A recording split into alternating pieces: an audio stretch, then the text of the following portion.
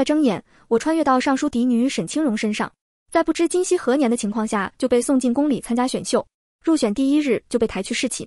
行至走廊时，为首太监突然大喊：“陛下又跑了，快去找！”于是兵荒马乱中，我被太监们丢在地上，我使劲孤勇着被捆成粽子的身体。妈耶，哪国皇帝也不带这么玩的。恍然间遇见一个戴着现代戒指的盗贼。系统提示：暗号，冰箱说他今天不想吃黄瓜。我刚说完，盗贼回复：那让土豆替他值夜班吧。快快快，你们几个去那边，你们去那边。张公公挥动着拂尘指挥，一瞬间宫里的下人都如热锅上的蚂蚁，来回乱窜。哎呦，卧槽，失了支撑点，我被太监们重重摔在地上，感觉内脏都要震出来了。不是，大哥，好歹把我直起来啊。嚼，别踩我被子。靠，这皇帝有猫饼吧？被裹成粽子的我不仅冷冷地躺在地上，还要防止杂七杂八的大脚丫子戳我脸。妈耶，哪国皇帝也不带这么玩的。大概半个时辰的兵荒马乱之后，四周突然静谧无比，耳朵里只有微风轻吹树梢传来的沙沙声。我原地来了一个仰卧起坐，抬起头才发现周围一个人也没有了。我这是被遗弃了。脑袋上突然冒出一堆问号，到底是刚入宫的妃子大意了。原来我也是你们 play 中的一环。用尽全身力气翻了个身，然后一个弹跳站起，我开始原地跳远模式，连跳了大概10几下左右，突然感觉身体被捆得没有那么紧了。低头才发现被子在缓慢下滑，手还急忙抽不出来。别搞这出啊，我里面没穿衣服。左右张望之后发现前面不远处有一个小房间。哎呀，管不了那么多了。我跳过去对开房门，还没反应过来就被一个模糊的身影拽了进去。嘘，别说话。那人捂着我的嘴，身体抵在我面前向门外张望。是谁？盗贼。脑海里突然出现系统的声音。暗号，冰箱说他今天不想吃黄瓜。这么抽象的暗号吗？还没等盗贼反应过来，我就拉起他的手，眼巴巴地望着他。冰箱说他今天不想吃黄瓜。那人呆在原地，嘴角抽搐了一下，还没反应，我就知道这破系统又耍我。半个月前，我刚从寺庙求完姻缘出来，碰到一位老奶奶，她送给我一条项链，上面穿着一枚戒指，看着挺昂贵的。正要还回去，一扭头却没了人影，无奈只好收下。奇怪，我试了各种方法都没能将戒指从链子上拿下来，刚戴到脖子上便晕了过去，再醒来就发现自己穿越了。系统，欢迎来到新世界。这声音好熟悉。我去，你不就是那个老奶奶吗？系统，我不老，谢谢。你诓我？系统，下策，谁叫你是女主角呢？搞诈骗？系统，哎呀，莫激动，玩个小游戏，拿下戒指就算你赢，咋样？不想玩。系统，口是心非的女人。她撇撇嘴，轻哼一声就离开了。最后一句话，关键时候说暗号会有贵人相助搭我的女主角。算了，白搭。刚准备离开，那盗贼突然拽住我的胳膊，温柔的声音灌进我耳朵。那让土豆替他值夜班吧。3个问号。系统，回答正确。这就对出来了。抽象+1。突然感觉有什么东西硌了我一下，垂眸才发现他左手上竟戴着一枚能攥住银河碎光，连月亮来了都要逊色3分，价值能铺满半座城市的豪华限量款钻戒。现代人，还是一个有钱又有颜的现代人。没忍住，偷偷在心里翻了100个跟头。芜湖，本姑娘捡到宝了。等等，他这戒指和我脖子上这枚好像是一对。几分钟后，他松开我。抱歉，我刚才……他比我高了一个头，低头瞬间刚好看到我大半个身子。慌乱中话还未说完就转过身去，我这才意识到自己走光了，将被子朝上孤拥了一下。不妨事。兄弟，你叫啥名啊？萧回州。你呢？沈清荣。对了，你是咋穿越过来的？萧回州点亮一小根蜡烛放在我们中间，二人席地而坐。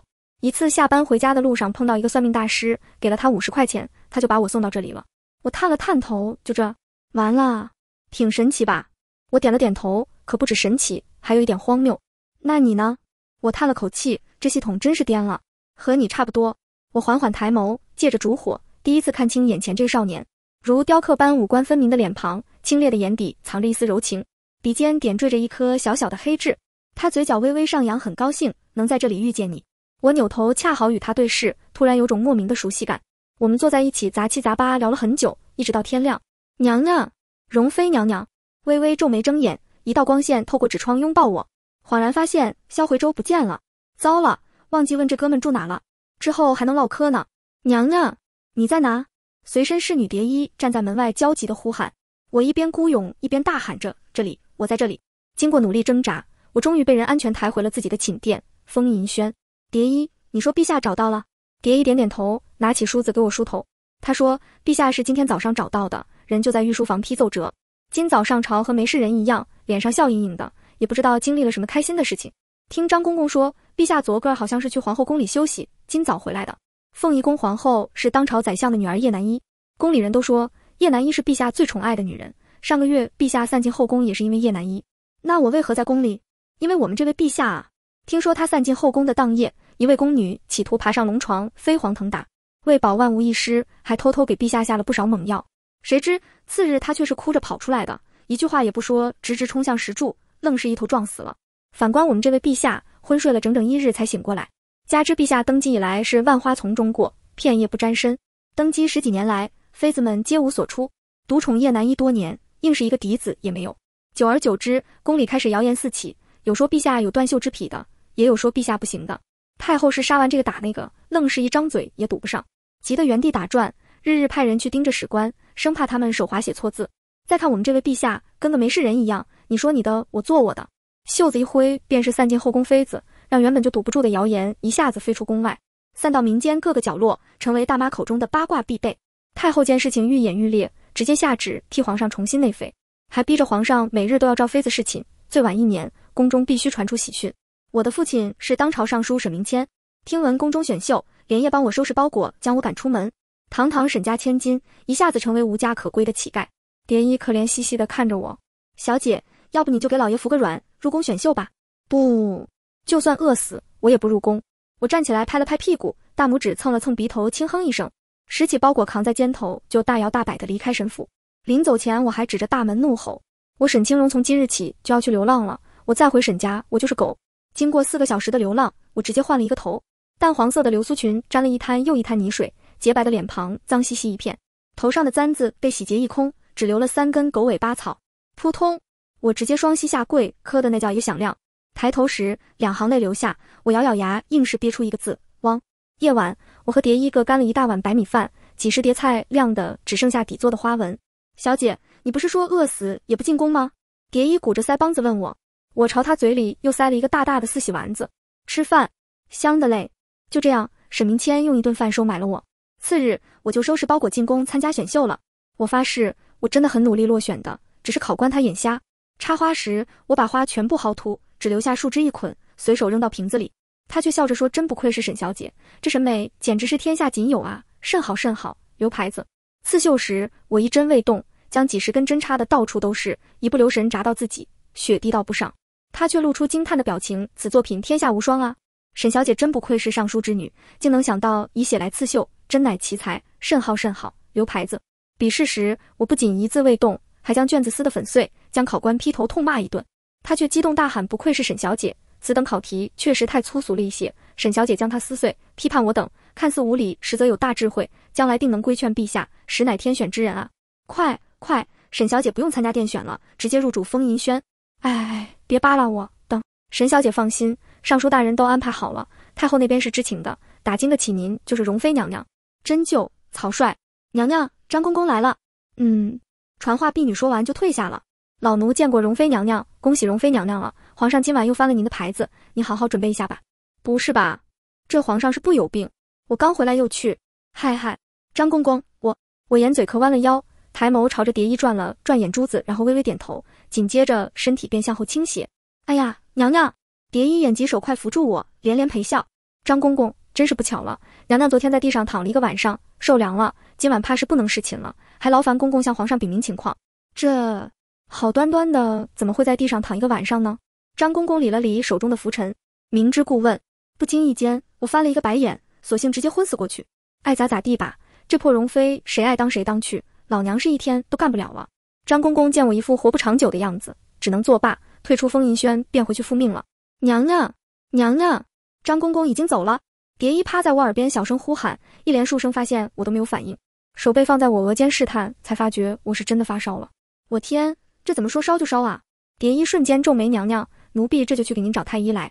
我抬了抬眼皮子，好重，似乎肿了一样，脸上热滚滚的，身上却是冷的和冰窖一样。过了不知道多久，门嘎吱一下响了。是蝶衣吗？我的声音有气无力的。屋子里悄然无声，没有回答，可分明感觉有人朝我靠近。以为是声音太小，蝶衣没有听见，于是又换了好几声。直到一道白光朝我袭来，才发觉不对劲。我从睡梦中惊醒，下意识的弹跳坐起，眼看匕首挨着我脖梗划过，露出浅浅一道红。视线里，一个婢子拿着匕首站在我面前，眼神里全是杀意。你是谁？我现在连反抗的力气都没有，仿佛下一秒就会昏死过去，只能连连摆手磕头求饶，挣扎着将身体往后挪。别，大哥，爱不大姐，我都招，别拿着那玩意吓唬我，我胆小。许是烧糊涂了，也不知道要招什么。还未等话说完，那女子握着匕首就冲我刺过来，两眼一闭，双手下意识挡在脑袋前。短短几秒，大脑里一片空白，却突然想到了萧回州，竟然不自觉地唤出声来。萧回州。突然，一阵低沉又清冷的声音徘徊在我耳边。我幻听了吗？缓缓抬眸，萧回州真的出现在我面前。莫名的委屈瞬间涌了上来，我撇了撇嘴，挪了挪屁股，扑进他怀里，瞬间泪流满面。他轻拍我的后背，安抚我。抽噎中感觉脑袋一阵昏沉，之后便没了意识。皇上派出去的人回复刺客跑了，消失的地点是在宰相府叶安国。此事要不要瞒着皇后娘娘？不用，你亲自去一趟，告诉她实情，她知道该怎么办。恍惚中，声音逐渐将我带回现实，微微睁开双眼，萧回州正背对着我和侍卫说话。皇上，我听得很清楚，他称呼萧回州为皇上。那我记忆碎片突然在脑海里闪现。昨日夜晚，我和萧回州席地而坐。我说你胆挺大啊，都敢偷到皇宫里来了。谁说我是小偷了？我上下打量着他，小声嘟囔，不是小偷。不，哥们，你不会是个……我挪了挪身子，压低声音。太监吧？怎么可能？萧回州直接弹射跳起，头发都立起来几根。我是侍卫，皇上身边的。皇上？你见过皇上？那你说说他是个啥样的人啊？皇上他自然是英明神武，气宇轩昂，潇洒不凡的美男子。我呸，还美男子？就凭他今日整这出，我能骂他一辈子。我还拍了拍他的肩膀，兄弟啊，真是苦了你了，在这样一个活阎王身边伺候。话说薪水咋样啊？不高咱就别干了。我低头用被子蹭了蹭鼻涕，当着萧回州的面骂了皇上将近一个晚上，脑袋好似被雷劈了一下，嗡嗡作响。你醒了？萧回州摆了摆手让侍卫退下，随后端起桌子上的药坐到我床边。你先喝药。他没有解释，也没有说话，只是一口一口小心为我吹着还未凉却的汤药。喝完药，我还是没忍住，小声问了一句：“你是皇上？你不是已经知道了吗？”他低着头，靠得很近，我屏住呼吸，朝后挪了挪，心里瞬间乱成一团麻。他越凑越近，眸光深深，我垂下眼眸，一时间竟有些慌乱，抓被子的手紧了紧。他抬手擦过我的睫毛，我下意识地缩了下脖子，他却一把抓住我的胳膊，猛地将我揽进怀中，一只手放在我的后颈上，轻轻用力，迫使我的额头和他的额头相碰。那一瞬，我似乎听见了自己的心跳，声声清晰。还好，已经退烧了。萧回州轻轻勾唇，嗨，我从他怀里钻出来，转身就扑进被子里，将自己裹成一个球。爱妃很冷吗？可别再捂出病来了。他伸出食指戳戳我，我缩了一下，特意加重自己的呼吸，明确表示自己已经睡着了。殊不知，被子里自己的脸早已在不知不觉中烧得红扑扑的。另一边，萧回州看着我的背影，笑着摇了摇头。数日后，我的病已经完全好了。夜里，天空繁星璀璨，我拿着酒顺着梯子爬到房顶去看星星，吹着冷风，喝着小酒，心情格外畅快。沈清荣，大难不死，必有后福，嘿嘿。我晃晃双腿，嘟着嘴对着月亮说话，眼眶突然泛红，我抿了抿唇上的酒渍。死萧回州，都是现代人，摆什么皇帝架子？之前听萧回州说是宰相叶安国要刺杀我，我便想着去找叶南一问问，谁知萧回州也在那里。我还没开口呢，他就将我痛斥一顿，护叶南一就跟护宝贝似的。他还指着我的鼻子说我以下犯上，血口喷人，最后让人把我拖回封银轩关禁闭。我沈清荣活了20多年，还没人敢这么关我。越想越委屈，眼泪瞬间夺眶而出。大不了分手呗。我掀起衣裙擦了擦眼泪，喝了2口酒，突然站起来。萧回州，你就是一个大渣男，也不知道上辈子是不是毁了银河系，偏偏遇到你。鸡蛋鸭蛋恐龙蛋，你就是一个大傻蛋。你说什么蛋？喝多了，咋听到萧回州在耳边叫呢？我站在屋顶上晃了晃身子，四处张望，整个人脑袋有点晕晕的。沈清荣，这次好像听清楚了，就是萧回州。顺着声音低头，这个视线的萧回州真的小小一只。我指着他笑出了声。萧回州，你咋变这么小一只？真的成大傻蛋了，嘿嘿。你站那么高干嘛？下来。我愿意。要你管？你是我什么人啊？沈清荣，我是你老公。老公，好突然的词汇。系统设定的剧情是这样吗？手里的酒瓶突然滑落，张牙舞爪之下，一个脚底打滑便跌了下去。萧回州眼疾手快，一个跳跃将我接住，打横抱在怀里，月光洒在我脸上，映照着我那红扑扑的脸庞。你不是喜欢叶南一吗？眼泪突然顺着眼角流下，他无奈地摇头笑了笑，伸手擦去我脸上的泪痕。你呀你，冲过去揪着我师傅的衣领就是一顿骂，他老人家脾气不好，我要不先发制人，你怕是在劫难逃。我眨了眨眼，师傅，他说着低头在我耳边轻语，再说了，沈清荣，我只属于你一个人。我好似有些醉了，只听见这最后一句话，抬手环住他的脖子，慢慢把脸凑过去，甜甜地吻上他的唇。萧回州，这可是你说的，不能反悔。月色下的他露出醉人的笑。好。萧回州将喝得烂醉如泥的我抱回房间，映着烛火，他抬手用指腹小心抹撒着我脸上的那一抹红晕，不自觉地流下2行泪。傻瓜，除了你，我又怎么会喜欢上别人呢？叶南一是我师傅，等铲除叶安国之后，他就会自行出宫。到那个时候，我将一切都讲给你听，好不好？酣睡中的我抿了抿唇，小声回应好。蓉儿，我终于等到你了。萧回州缓缓起身，弯腰在我的额间落下一吻。次日，萧回州派人送来了一堆首饰，哄我开心。陛下真是宠爱娘娘呢，送来了好些好看的衣服，一会娘娘从中选出几件穿到宫宴上，定能惊艳四方。我拿着耳环，一脸疑惑地看向蝶衣宫宴。常胜将军大败敌军，今早刚班师回朝。常胜将军，他……娘娘，蝶衣突然跪下，您可千万别犯傻，您和常胜将军已经是过去了，您可千万别冲动啊。什么？后来蝶衣告诉我，我才知道，原来我在进宫前还有一个心上人，他就是现在的常胜将军洛尘轩。洛尘轩出身于市井，在一次灯会上和我相识，后来被招进府中做侍卫。父亲看他武功好，便把他派到我身边护我安全。一来二去，我和洛尘轩互生情愫，私定终身。父亲知道后，一怒之下将洛尘轩赶出家门，并将他送进了参军队伍里。我知道后再去追已经来不及了，只能眼睁睁看着他离去。后来我日日坐在府门前等洛尘轩的信，他总是将军中的生活编成故事说与我听，承诺自己有朝一日一定可以立军功回京受封，到时候请陛下为我们赐婚。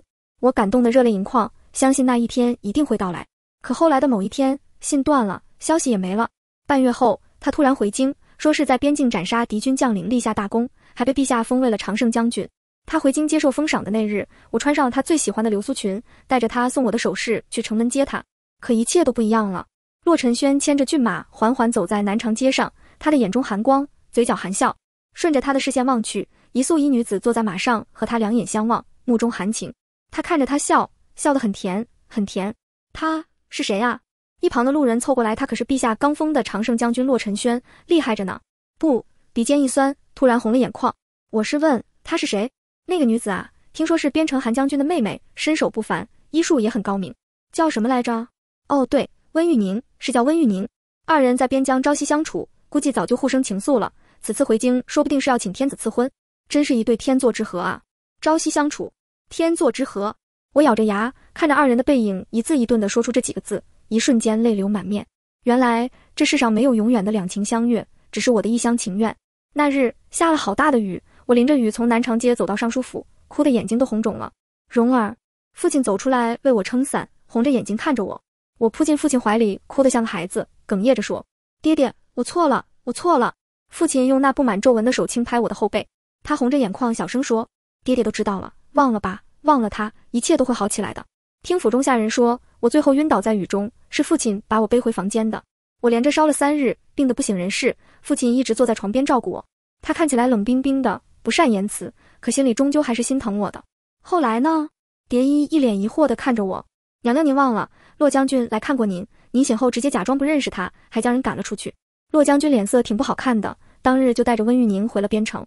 那个时候，真正的沈清荣应该已经油尽灯枯，那应该是他和洛尘轩见的最后一面。在醒来时，我已经代替了他。2日后便被父亲安排进宫，成为了容妃娘娘。只可惜他到死也不知道洛尘轩还爱不爱他。这次宫宴他一个人来吗？蝶衣点点头。3日后宫宴，华灯初上，琉璃瓦下映照的是金碧辉煌的宫阙。我穿着锦衣华服走在去宫宴的路上，谁知半路竟下起雨来。蝶衣折返回宫中取伞，我一人坐在凉亭吃着果子等他。天色逐渐昏暗，宫宴怕是已经开始了。容妃娘娘，一位婢女走上来行礼，皇后请您到后殿一叙。叶南一要见我，他是萧回州的师傅，上次我确实失礼了，理应去赔礼道歉的。走吧。说实话，进宫以来还没怎么好好逛逛，对宫内的路线也不清楚。那婢女将我带到一个我从未见过的大殿，这地方看着有些偏啊。那婢女推开门，伸手做出请的动作。我探了探脑袋，里面空无一人，伸出去的半只脚又默默退了回来。姐姐，我一个人有些怕，要不你陪我一起吧？娘娘，折杀奴婢了。这剧情有些熟悉，肯定有诈。不行，36计，走为上策。刚想转身逃跑，脑袋突然传来一阵晕眩，整个人昏昏沉沉的。糟了，我刚才恍惚想起自己刚才吃的那些果子，怕是被人动了手脚。猛地回头，发现那婢女已经站到我身后，用力将我推入宫殿，随后将房门上了锁。我这才发觉自己被人算计了。是谁？屋子深处传来一声男子沉重的喘息声，我一时间吓住了，呆愣在原地，紧紧靠着房门，身体止不住的发热。视线里，洛尘轩衣衫不整地从暗处走来，整张脸烧得火热，怕是被人下了药。蓉儿，是你吗？狗系统，我就知道，气不打一处来，本来被迫营业就够烦了，还要面对这破剧情和死渣男，毁灭吧！我深吸一口气，甩了甩手，随后鼓足劲拿起一旁的板凳就朝洛尘轩砸去。他闪躲时一个没站稳摔了下去，我把握住机会上去连着砸树下，手脚并用将洛尘轩摁在地上，左右开弓山到手疼才停下。几分钟后，我感觉就像是打了一场仗一样，整个人直接累瘫在地上。看着昏死过去的罗晨轩，我挣扎着起身，又补了2脚，脑袋越来越沉。不行，沈清荣，你就是晕也得给我晕到萧回州怀里。想着就撸起袖子，卸掉窗户爬了出去，在路上到处找萧回州。蓉儿，蓉儿。出了宫殿不远，就听见萧回州的声音。我趴在地上，弱弱的抬起胳膊。萧回州，我在这。萧回州跑过来扶起我，我勾唇一笑，然后安心的倒在他怀里。蓉儿。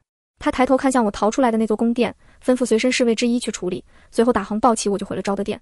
寝殿内，萧回州握着我的手红了眼眶，他俯身亲吻我的额头，眨眼间几滴眼泪落进我脖子上戴的那枚戒指里。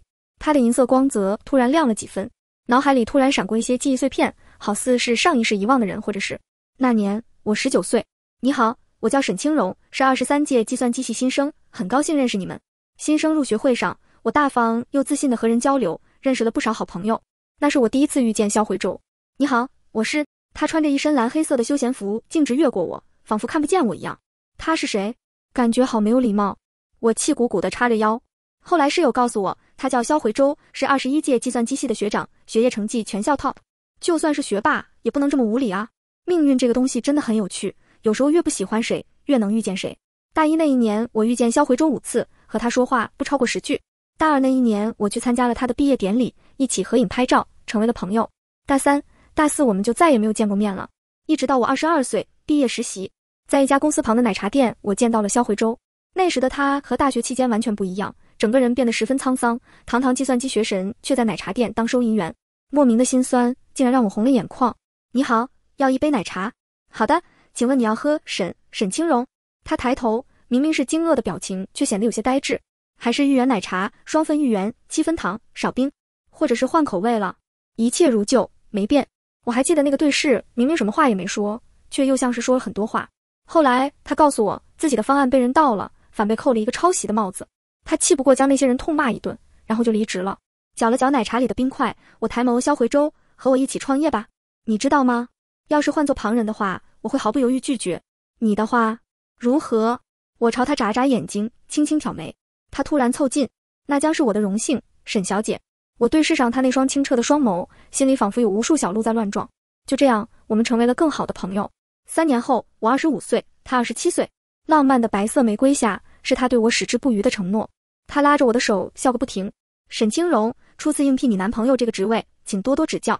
站在天桥上吹着微风，我勾唇一笑。萧回州，初次应聘你女朋友这个职位，也请你多多指教。他低着头，小心翼翼地试探，直到完全附上我的唇。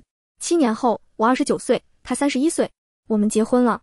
大门打开的那一瞬，我穿着白色流苏婚纱裙，拿着手捧花，一步一步走到他身后，轻拍他的后背。他转身的那一刻，抱着我，哭得像个孩子。看着象征爱情的钻戒戴在无名指上，一瞬间湿了眼眶。恭喜升职，萧太太，余生请多指教，来世仍多包涵。1年后冬，我被确诊为胃癌晚期。萧回州坐在病床上，紧紧抱着骨瘦如柴的我，哭到嘶哑。我看着窗外飘落的白雪，眼泪顺着眼角滑落。回忆我这简单的一生，我只恨没能更早一点遇见你。萧回州，我告诉你一个藏在我心里多年的秘密。你说，其实11年前那个夏天，我便对你一见钟情了。抬手间抹去他眼角的泪水，我哽咽着说完最后一句话。即使生命再来很多遍，那个夏季，我依旧会对你一见钟情，因为余生幸而有你相伴，才不至于徒守人间。萧回舟，若是还有来世，换你对我一见钟情，好吗？双手垂下的那一刻，我笑着缓缓闭上双眼。萧回舟抱着我，带着哭腔趴在我耳边小声回复：好。萧回舟，蓉儿。我猛地睁眼，从床上坐起，想仔细看清眼前这个男人。我抬手指腹从他的额间一直滑到下唇，一瞬间，眼泪便夺眶而出。是你吗？萧回舟。他摸了摸我滚烫的脸颊，又惊又喜，眼泪在眼眶中直打转。是我，你想起来了？你认出我了，对吗？我含着泪点头。他将我拥入怀中，又哭又笑。我的蓉儿，是我的蓉儿回来了。脖子上的项链突然断开，戒指掉落在床边。萧回舟拿起那枚戒指，又一次戴在我手上。我晃了晃手，轻叹一口气，怎么办？这一次可是真的要锁死了。他垂眸一笑，托起我的脸颊，吻上我的唇。刚要后退，他却一把拦住我的腰，喉结轻滚附上我的唇，一点点试探，借着宫宴上的一丝酒气，贪婪地吞噬着我的气息。手掌顺着我的腰际往下滑落，令我无法抗拒。那夜花好月圆，我们好似进入无尽的梦幻之中，让彼此都陷入了狂热的激情之中。系统躲在门外发出尖叫，啊，成了，嘻嘻嘻，有情人终成眷侣，撒花，给本系统锁死。陛下，叶安国反了。半月后，知一传来的消息打破了这份宁静。推开昭德殿大门，叶安国的兵马已经围住了大半个皇宫。萧回舟轻笑一声：叶青这是要造反吗？非也，臣只是希望陛下退位让贤。让贤？给你吗？只怕叶青是有胆药没命做啊。叶安国，10几年来，你叶氏一族独大，你叶安国更是掌握半个朝堂，这些竟然还满足不了你的野心。萧回舟缓步走下台阶，脸色突然冷了下来。厉声呵斥中，大殿内涌出几百禁军，周围屋顶上也趴满了弓箭手。叶安国拿着剑朝后猛退几步。怎么会这样？叶安国，你以为换了朕的禁军，将女儿送到皇宫为后就能控制住朕了吗？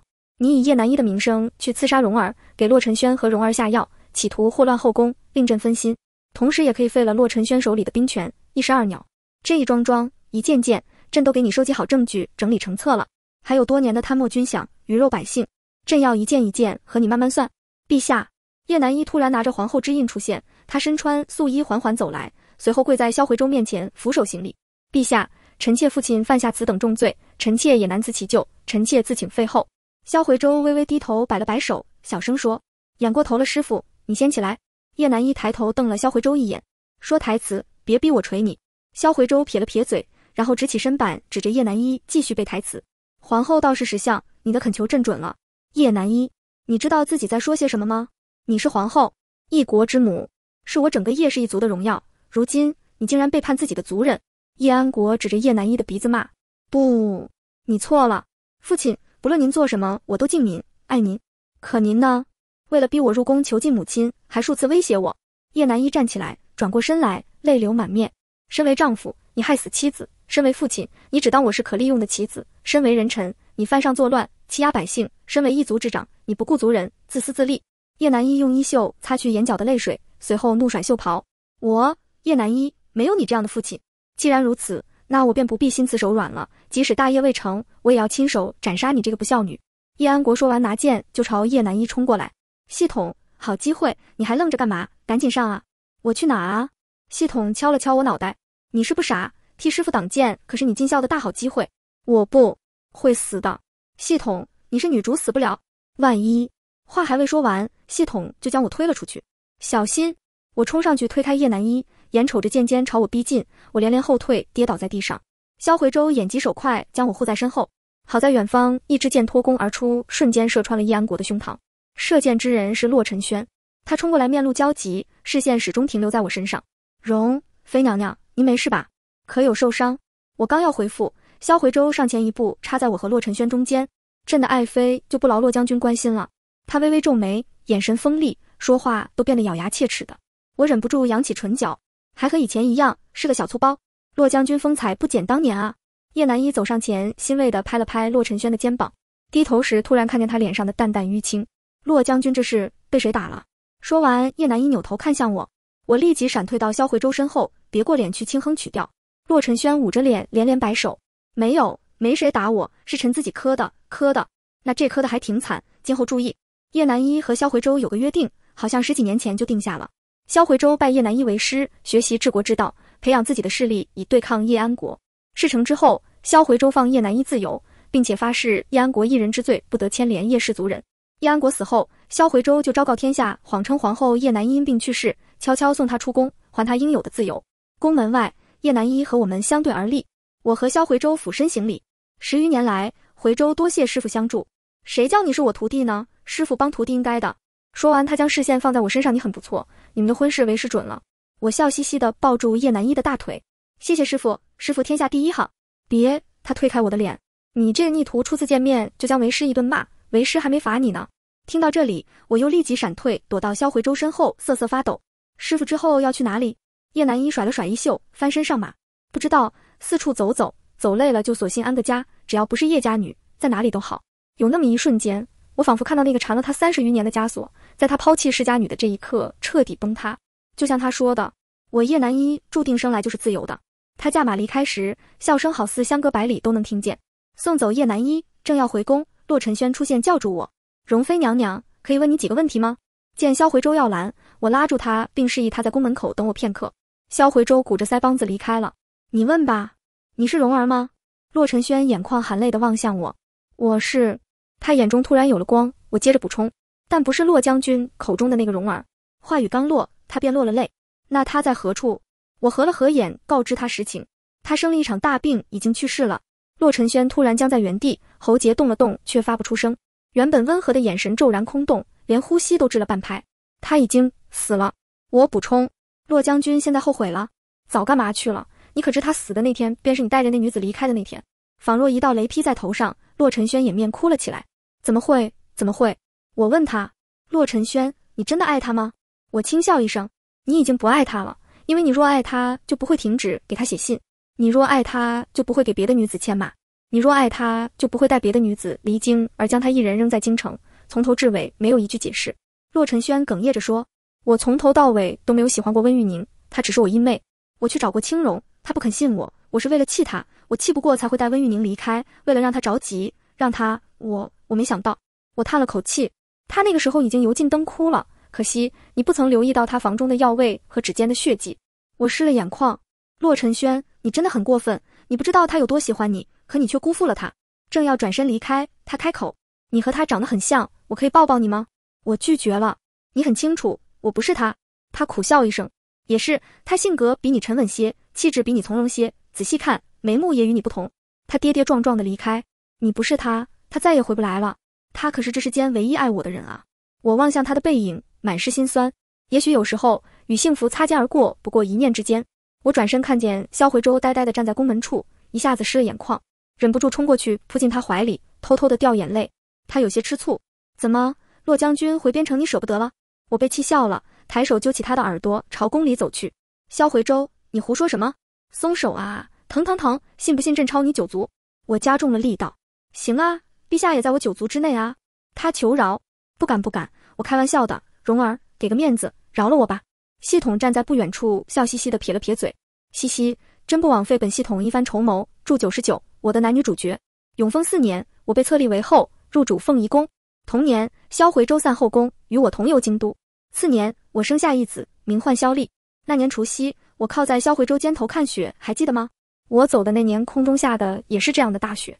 他突然吻住我的唇，这辈子都忘不了，那是我有生之年最痛的一次。失去所爱之人，是我终身遗憾。萧回州，你就这么确定这一世你可以等到我？不确定。那为什么还要等？因为总有一日我会等到你的，蓉儿，我会一直在原地，这样你不管走多远，一回头都可以看见我。很幸运，萧回州，这一世有幸拿到了女主剧本。愿年年有风，风吹年年，漫漫亦漫漫。番外1，提前预定，来世相聚。沈清荣死后，萧回州一个人站在空荡的病床前，一夜之间仿佛老了10几岁。抬眼间，泪落而下，才发觉往后余生，当真只有自己一个人了。萧回州回到家，坐在沙发上看着昏暗的房间，突然掩面大哭起来，浑身颤抖得厉害，一抽一抽的倒着气，内心好似已是伤痕累累。之后的数月，萧回州仿佛失了魂一样，如同行尸走肉。直到今年除夕夜的那场雪，夜晚独自行走在空无一人的马路上，萧回州突然停下，转头看了看躺在路边的女乞丐，缓缓蹲下，萧回州从大衣里掏出仅剩的50块钱，放到他面前的白瓷碗中。哈了口气，搓了搓手，不早了，回吧。新年快乐。那乞丐睁开眼，拿起那50块钱，抿嘴一笑，突然开口叫住肖回周喂。肖回周回头，我就是你。乞丐点点头，你有心事吧？肖回周抬头看着落下的雪，眼泪从眼角滑落。今年这雪格外的冷，吹得人心里凉凉的。乞丐看了看他手上戴着的戒指，会心一笑。今生缘未尽，来世当重逢。乞丐将那50块钱放进自己的兜里。你是说我们来世还会再见吗？会的。乞丐点点头，缓缓起身，将面前的瓷碗放到身后的麻袋里。肖回周看见那破烂的麻袋里放着许多空瓶子，好似每一个瓶子里都有一个心愿纸条。那乞丐将麻袋扛在肩上，然后挥着手离去了。走了几步之后，他突然停住，下意识，也许他不会记得你。无妨，我记得就够了。肖回周含泪一笑，朝乞丐微微点头，转身潇洒离去。番外2，所见所闻，师徒情谊。叶南依是当朝宰相之女，虽然出身富贵，却处处受限。打小就要被困在宅院，学习永远学不完的礼仪规矩。及笄后开始被迫练习琴棋书画，只为了入宫位后。可我们当今陛下不过一个11岁的孩童。叶南依心里很清楚，她从不属于深宫。母亲被父亲囚禁郁郁而终的那一日，叶南依得知她并不是叶安国的亲生女儿。她的亲生父亲是被叶安国杀害的，母亲是被叶安国抢来的。从那一刻起，叶南依不仅想要自由，更想要复仇。她从小聪慧，喜读兵书，于朝政之事上提出的每一条建议都令年少的萧回周目瞪口呆。